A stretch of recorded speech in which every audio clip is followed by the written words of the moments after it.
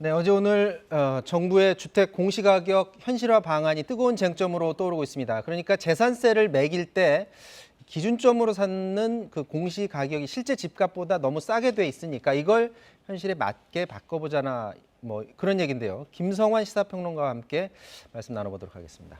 안녕하십니까? 네, 안녕하세요. 자, 나온 얘기를 들어보면 공시가격을 2030년까지 90% 수준으로 현실화하겠다 그런 계획인데 현재는 격차가 많이 벌어져 있나요? 실제 가격하고? 네, 뭐 법상으로는 적정 가격이라고 표현하는데요. 보통 네. 시세라고 우리가 얘기를 하죠. 시세 대비 공시 가격이 한 몇 퍼센트 정도 되느냐, 그걸 이제 따지고 있는 건데요. 그걸 한 90%까지 앞으로 높여가겠다고 하는 건데 현재는 70% 이하입니다. 네. 그러니까 예를 들면은 단독주택이 가장 낮고 단독주택이 55% 정도가 되고요. 네. 그 다음에 토지가 65%, 공동주택이 68% 정도가 되는 겁니다. 네.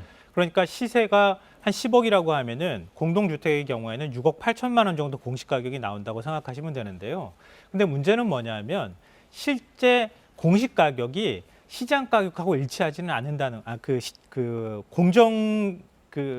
뭐라 그럴까요? 시장 가격하고 공시가격하고 차이가 나는 부분하고 실제 시장에서 거래되는 건 더 차이가 난다는 거예요. 예를 들면 제가 공동주택이 68%라고 말씀드렸잖아요. 네. 근데 예를 들면은 마포구에 있는 84제곱미터 아파트가 최근 16억 원에 거래가 됐는데 공시 가격은 10억 원 정도 수준에 불과하거든요. 네. 그러니까 현실화율은 63% 정도가 되는 거고요. 네. 서초구의 같은 평수의 아파트의 경우에 지난 8월에 9억 9,800만 원이 거래가 됐는데 실제로 공시 가격은 5억 4,600만 원이었어요. 네. 그러니까 현실화율은 54%, 55%밖에 안 된다는 거죠. 다 이제 차이가 다 다르네요. 예, 각자 지역마다 다 차이가 네. 있고요. 그리고 현실화율이라고 우리가 지금 68%라고 제가 공동주택은 말씀을 드렸지만 네. 실제 시장에서 거래되는 가격으로 비하면 한 절반 정도 수준인 경우도 많다. 이렇게 이해하시면 될 것 같습니다. 이게 이제 공시가격이 중요한 게 공시가격을 토대로 해서 재산세도 매기고 보유세도 이제 마찬가지고 네. 뭐 연금액도 맞춰지고 이게 다 같이 맞물려 있기 때문에 이걸 주의 깊게 보고 있는 거잖아요. 네, 맞습니다. 방금 전에 말씀하셨던 것처럼 우리가 보유세라고 얘기하는 거 있죠. 그러니까 재산세, 종부세 이런 네. 것하고 그리고 거래세라고 또 얘기를 하잖아요. 양도세, 등록세, 그다음에 양도세, 취등록세 네. 이런 것들이 있고 그다음에 이제 건강보험 대표적인 게 그리고 기초연금 그리고 뭐 하다못해 정부가 주는 장학금과 관련돼 있는 것 이렇게 다 합치면 한 30가지 정도의 어떤 기준이 그렇게 된다고 많아요? 합니다. 어. 예. 그러니까 공시 가격이 오르게 되면은 한 30가지 정도의 어떤 공과금이나 부과되는 것 그리고 기준이 같이 따라 올라간다고 생각하시면 될 것 같습니다. 공시가격이 낮으면 이제 집을 가진 사람 입장에서는 세금을 덜 내니까 그냥 좋을 수 있지만 이게 현실과 괴리가 너무 많이 떨어져서 어떤 세금 정책 전체적으로 좀 문제가 있다라는 그런 지적도 있고요. 이게 집값 정책에도 또 영향을 줄 수 있다라는 그런 전문가들의 의견이 있습니다. 어제 공청회에서 나왔던 얘기 한번 들어보도록 하겠습니다. 부동산이 있는 사람들 자체도 저가를 가지고 있는 사람과 고가를 가지고 있는 사람들 그 사이에도 불평등을 유발을 하고 또 한편으로는 특히 고액 이 부분에 있어서 공시지가가 낮아서 세부담이 낮은 것 때문에 부동산 투기를 야기하고 부동산 투기 때문에 집값이 올라가면 그것이 전세가나 월세가에 반영이 돼서 집 없는 사람들을 괴롭힌다. 그렇기 때문에 이 공시가격이라고 하는 거는 정확하게 하나의 기준이 되어야 되기 때문에 그럼 그 기준은 뭐냐? 뭐 공무원이나 학자가 이렇게 저렇게 얘기를 해도 역시 기준은 시세일 수밖에 없다. 이것이 하나의 사인이 돼서 더 이상 부동산이 이제 재테크의 수단이 아니고 부동산이 실거주의 그런 수단이 되는 그런 미래가 좀 펼쳐졌으면 좋겠습니다. 실거래가하고 공시가하고 차이가 나는 게 부동산 투기도 이제 부추긴다라는 그런 얘기까지 이어지는 건데, 근데 올해 봤더니 이제 공시가격도 오르고 또 집값도 오르다 보니까 이미 재산세가 20% 이상 올랐다라는 그런 보도도 최근에 나왔었거든요. 근데 여기에 더해서 또 공시가격도 앞으로 10년 동안 막 현실화한다. 그러면 이미 재산세가 막 오르고 있는 와중에 거기에다 가중되면 그 속도 때문에 부담을 느끼는 사람들이 많을 것도 같아요. 예, 지금 서울시의 경우에는 이 재산세와 관련한 건물하고 주택의 경우에 이 세금이 한 2조 원 정도 거쳤다고 얘기를 하고 있거든요. 네. 그러니까 이게 처음으로 2조 원을 넘어선 겁니다. 그리고 공동주택의 재산세가 전년 대비 22% 정도를 높아졌거든요. 네. 왜냐하면 공식과 현실화가 필요하다고 하는 주장들이 그동안에 계속 있었습니다. 네. 방금 전에 전문가가 얘기했던 것처럼 보유세 부담이 너무 낮으니까 집을 2채를 가지든 3채를 가지든 자꾸 더 가지려고 하는 거예요. 그게 이제 투기를 부채질을 할 수 예, 있는 거죠. 투기를 부추기는 측면이 있고요. 투기가 조장이 되면 당연히 집값이 올라가는 현상이 음. 나타나죠. 그리고 취등록세하고 양도세가 낮게 될 경우에는 사고 파는 게 쉬워지잖아요. 그러니까 이런 모든 세금들이 상대적으로 지금까지 너무 낮았기 때문에 그런 부분에 있어서 공시가를 계속 끌어올려야 한다. 그리고 당연히 그 자본주의 국가에서 많은 그 자산을 갖고 있는 사람들이 거기에 따르는 세금을 많이 내는 건 너무나 당연한 거잖아요. 그런데 우리는 그동안에 집값이 높으면 높을수록 적게 세금을 내왔고 집값이 낮으면 낮을수록 상대적으로 더 많은 세금을 내왔다고 하는 겁니다. 그걸 이제 조정해야 된다고 하는 것 때문에 그동안에 공시가 현실화율을 계속 높여오는 작업을 했던 거예요.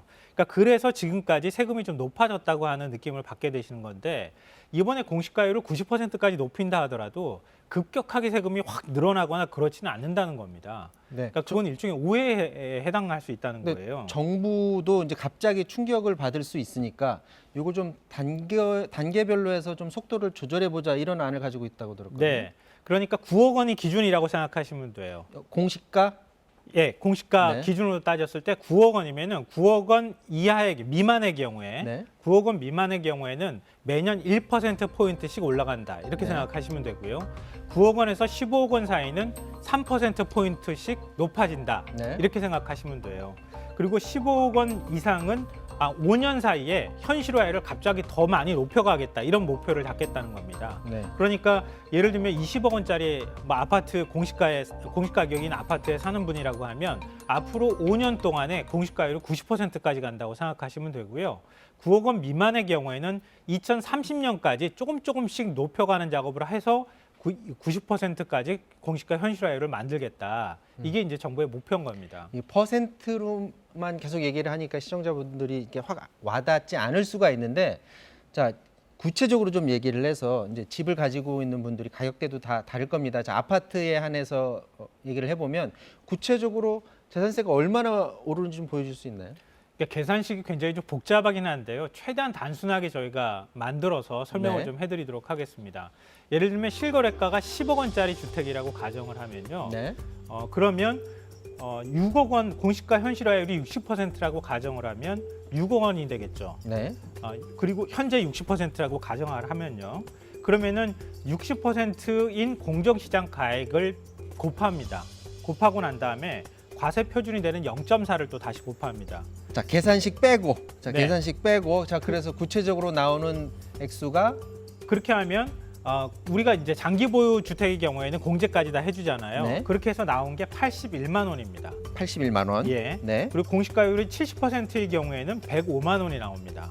그리고 공시가율이 80%의 경우에는 129만 원이 나오는데요. 네. 그 밑에 최종적으로 계산식과 별도로 지방교육세하고 도시지역분 과세를 또 합하게 되면은 네. 거기에서 조금씩 더 세금이 늘어나게 되는데요. 네. 다시 한번 제가 정리해서 말씀드리면 6억 원의 경우에는 147만 6천 원을 내고요. 재산세요. 예. 그 공시가율을 60%로 가정했을 경우에는요. 70%의 경우에는 184만 8천 원을 내고요. 네. 그다음에 공시가율이 80%로 현실화됐을 경우에는 222만 원을 내게 된다는 겁니다. 그러니까 단계별로 공시가율이 현실화될 때마다 세금이 이 정도씩 늘어나게 된다 이렇게 이해하시면 될 것 같습니다. 저게 지금 늘어나는 액수인가요? 총액인가요? 그러니까 총액이죠. 총액 구체적으로 예, 얼마 공시가율이- 늘어나는지는 저 지금 표에서는 지금 안 보이네요. 네, 공시가율이 현실화될 때마다 60%일 때, 70%일 때, 80%일 때, 90%일 때까지 저희가 계산해서 식을 만들어 본 거거든요. 네. 그러니까 60%일 때 한 140만 원 정도 내던 것을 90%가 되면 250만 원 정도 낸다고 생각하시면 되겠습니다. 자 지금 기준점을 공시가 9억으로 잡았잖아요. 아무래도 이제 9억을 잡았다라는 10억 건, 원일 때. 자 그 이상으로 공시가 9억 이상인 아파트를 좀 비싼 아파트로 본다는 건데 그런 네네. 아파트들은 어떻습니까? 어, 그러니까 공시가가 9억인데 네. 9억 아파트보다 훨씬 더 비싼 아파트들은 어떻게 변동이 있는 건지. 그러니까 공시가 9억 이상의 경우에는 뭐 예를 들면 실제로 20억 원짜리 주택이라고 가정을 하면요. 네. 예를 들면 9억이라고 딱 저희가 그 액수를 맞추기가 굉장히 어려워서 네. 그래서 20억을 가정해서 말씀을 드리면 공시가 현실화율이 60%일 때 367만 원. 자 이건 실거래가 20억입니다. 네. 네. 그리고 70%일 때 462만 원, 80%일 때 543만 원, 90%일 때 610만 원 이렇게 되는 겁니다. 이게 수치로만 보면은 먼저 소개했던 것보다는 확실하게 액수가 커 보이긴 하네요. 지금 그렇죠. 설명해드린 예, 말씀하신 10억 게. 원일 때 가정에서 제가 앞서 말씀드렸잖아요. 네. 100만 원대 초반에서 200만 원대 초반 이렇게 된다고 말씀드렸는데 지금 20억일 경우에는 367만 원에서 610만 원 가량으로 늘어나게 되는 거죠. 지금 일부 언론에서는 뭐 세금 폭탄이다 해서 지금 기사들이 지금 많이 쏟아져 나오고 있는데 보유세도 그렇게 하게 되면 한 두세 배 오를 수 있다. 특히 이 고가 주택일수록 더 그렇고 또 다주택일수록 더 그렇다라는 보도가 나오는데 맞습니까? 네, 그거는 맞는 사실입니다. 어느 정도 네. 맞는 사실이긴 한데요.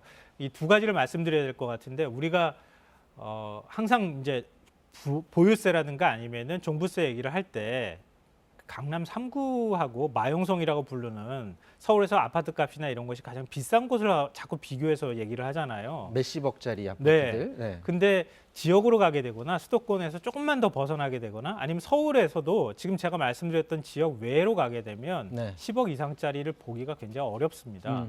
그러니까 언론이 항상 비교를 하는 대상은 이 너무 지나치게 강남 중심으로 해서 비교를 하는 것. 이게 좀 약간 시각의 편향성을 낳게 되고 있다. 이런 것을 생각해 보셨으면 좋겠고요.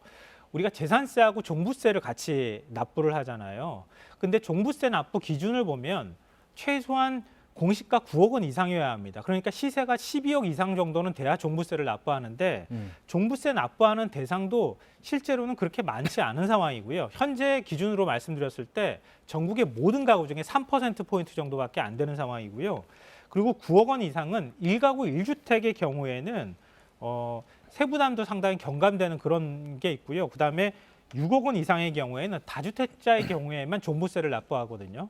그러니까 예를 들어서 6억 원 이상의 내가 지금 주택을 소유한다 하더라도 두 채, 세 채, 네 채 이런 식으로 보유를 해야 다주택자한테 종부세를 부과하는 방식이기 때문에 일반적인 국민들한테는 별로 대상이 안 되는 얘기를 지금 자꾸 언론이 대표적인 사례인 것처럼 보도를 하기 때문에 엄청나게 보유세나 재산세가 늘어나는 것처럼 생각하시거나 오해하실 수 있다는 말씀. 저기에 해당되는 사람들은 그리 많지 않다라는 부분. 네. 자, 이게 대다수의 국민들이 가지고 있는 아파트들, 그러니까 공시가 9억 이하의 아파트들, 이 부분에는 뭐 서민들도 있을 테고 1가구 1주택자들이 대다수일 텐데 여기에 대해서는 또 세금 부담을 경감해 주는 방안을 정부하고 여당이 논의 중이다라는 얘기 들었거든요. 그러니까 정부하고 여당이 조금 좀 시각이 다른 것 같은데요. 정부의 경우에는 6억 원 미만이면 좋겠다. 좀 더 서민들, 싼지? 예. 네. 왜냐하면은 수도권 전체를 따지게 되면 9억 원 미만의 경우가 한 50% 조금 넘는 비율을 차지하거든요. 네. 전국을 다 따지면 9억 원 미만이 거의 91%입니다. 네.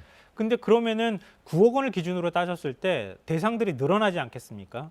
그래서 정부의 경우에는 6억 원 미만으로 했으면 좋겠다고 보는 것이고요. 민주당 당에서는 한 9억 원 미만으로 갔으면 좋겠다. 더 이런- 많은 사람들이 혜택을 예, 볼 수 있는 그렇게 인식을 하고 있습니다. 그래서 앞서 제가 0.4를 공시가 현실화율을 계산할 때 0.4 곱하는 거 말씀을 드렸는데 네. 그 0.4 정도 되는 세금을 계산할 때 그 과세 비율을 한 절반 정도로 낮추는 방안들을 좀 추진하고 있는 상황입니다.